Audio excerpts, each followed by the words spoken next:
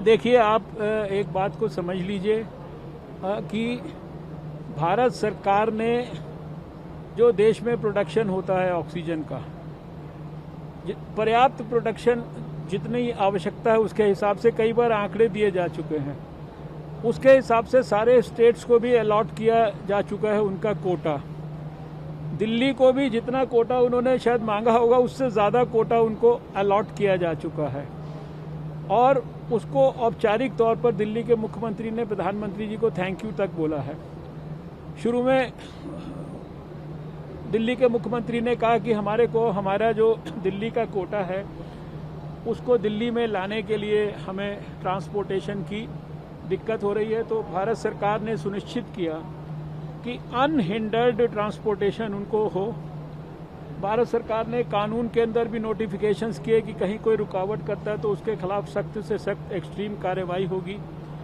आज खाली देश के अंदर ही नहीं अपितु विदेशों से भी ऑक्सीजन को सड़क के रास्ते, उसको बाय एयर, रेल के रास्ते ट्रांसपोर्टेशन करने का अभी तो सिंगापुर से बहुत बड़ा जो है एक ऑक्सीजन की समझ लीजिए कि फैसिलिटी जो है ऑक्सीजन के साथ जो है वो भारत में आ रही है। और इसके अलावा जर्मनी से, दूसरे देशों से अभी 50,000 मेट्रिक टन के लिए अंतर्राष्ट्रीय टेंडर्स हम लोगों ने किए हुए हैं।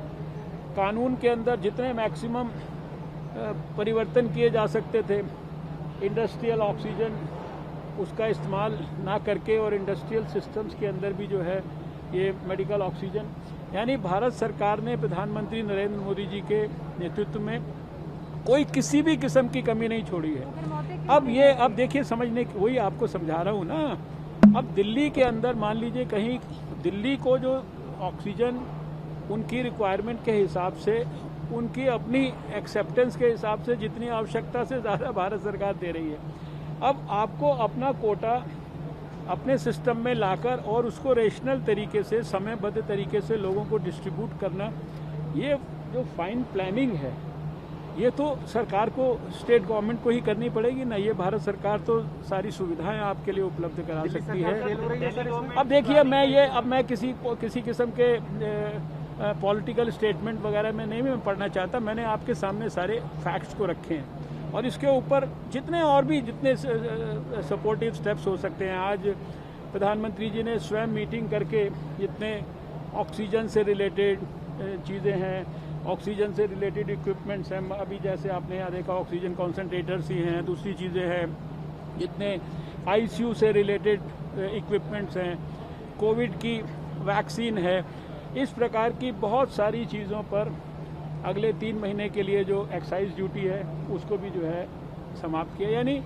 भारत सरकार जिस तरह से रेमडेसिविर के बारे में सारी जितनी हमारी बनाने वाली कंपनियां हैं उनको उनका प्रोडक्शन रैंप अप करने के लिए, रेमडेसिविर की कालाबाजारी जो लोग कर रहे हैं, होर्डिंग कर रहे हैं, उनके खिलाफ सख्त से सख्त ड्रग कंट्रोलर्स के थ्रू कार्रवाई करने के लिए, और कंपनियों को 7 बड़ी कंपनियों के साथ मिलके रेमडेसिविर प्रोडक्शन करने के लिए लाइसेंस देने की, यानी हर स्तर पे काम हो रहा है। और फिर इसके अंदर भी रेमडेसिविर जैसी जो दवाइयां हैं जिनकी रेशनल यूज़ बहुत ज़रूरी है। आज विश्व स्वास्थ्य संगठन ने भी बहुत सारी रेमडेसिविर के बारे में बातें रखी है, उनको बहुत सारी अपनी लिस्ट में से हटाया है।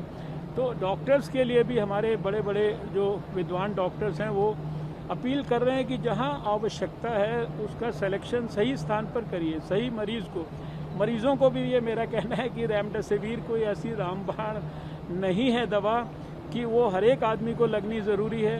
इसलिए उसके लिए एकदम अननेसेसरी उतावलापन मत दिखाइए, wait for the medical advice. और डॉक्टरों को भी ये कहना है कि जितनी उसके ऊपर 1 साल में रिसर्च हुई है और उस रिसर्च के जो आउटकम्स हैं और उन आउटकम्स को इवन विश्व स्वास्थ्य संगठन ने भी देश और दुनिया के सामने रखा है सबके, उसके अनुसार इन दवाइयों का रेशनल यूज़ करिए।